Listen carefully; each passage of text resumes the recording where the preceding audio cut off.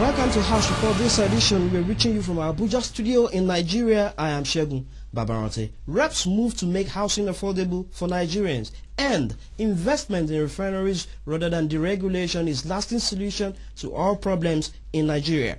Details in a while.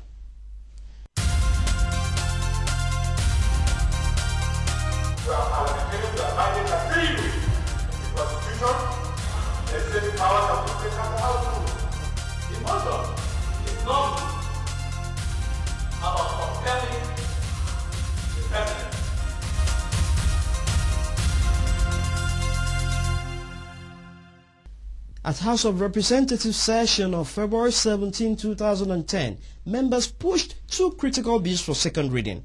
The first bill, moved by Honorable Shehu Garba Mutazu, PDP Katsina State, sought an act to repeal the Federal Mortgage Bank of Nigeria Act 1993 and make comprehensive provisions for the re-establishment of the mortgage bank so that it may be more effective in providing needed finances for housing.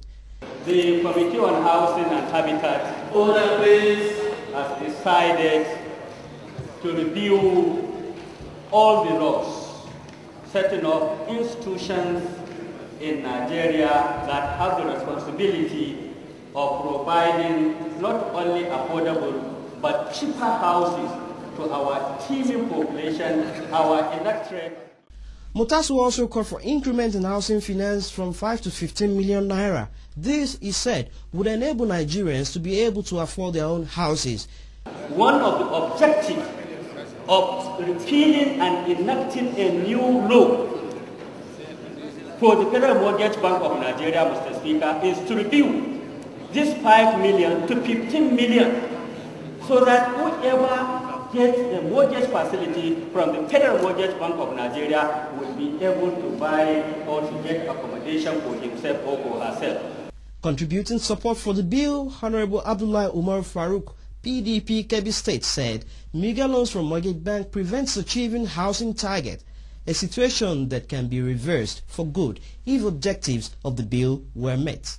I believe by trying to make this Federal Mortgage Bank bill pass the second reading, we are trying to make it more proactive in such a way that will allow it to have the difference of assessing those even possible. Because currently the contribution we are having under the National Housing Scheme is so meager that it cannot allow this gap of 60 million houses to be met by this bill. And I think according to the program of delivering 1 million houses, and within 10 years they can at least go more than 50% of the deficit. And we believe by making this more practice, we will go along with it. Honorables Kayode Amusa, Betty Apiafe, Sani Sali, and Samson Osage all supported the bill. At the end of those supports, the vote was cast, and the ayes had it for the bill to pass for second reading, giving Nigerians hope of access to getting affordable houses. A bill for an act to prescribe investment in petroleum refineries as a condition for licensing and operation of oil producing companies in Nigeria has been said to have solutions to the recurrent oil scarcity in the country. Honorable Emmanuel Oyeyemi Adedeji, AC Alimosho, Lagos State, the proponent of the bill, decried the high cost of oil despite its abundance in Nigeria. Oyemi said building refineries is a better alternative to deregulation because the latter would only further increase fuel costs in the country. We are producing crude oil as number 6 in the world. Yet, we are very in a desperate position to fix a price. And the federal government now, Mr. Speaker, is going on with the deregulation plan, which means the price of our petroleum products will be over 100 naira per litre if they succeed in this regulation price. This is very astronomical, Mr. Speaker, and should not be allowed. We have to make sure that we force them to have refineries in this country. This will go a long way to improve our economy. Raising a point of order to negative the bill, Honorable Chuka Nwanwa of All Progressive Grand Alliance, Imo State, argued that the bill already exists to solve oil problems in Nigeria. However, Honorable Ita Enang had opposing view. The PIB bill is a comprehensive approach to all the problems in the oil industry. The current bill we are discussing is aimed at solving a problem in the oil industry. So this bill can be transferred to the PIB bill. They are about one and the same thing, solving the problem we have in petroleum and petroleum industry. Mr. Speaker, when we received this bill, we examined the proposal in the petroleum industry bill. None of the areas specifically dealt with this subject matter. And we thought that since it was not dealt with in that bill, that a second reading of this could be taken and committed to the same committee while the committee is still working. That confirmed, the bill had its way forward when it got another support from Honorable Clever Ekisipo, PDP River State. Clever believed that the bill would force oil companies to conform with basic laws and that refinery were alternative to the regulation.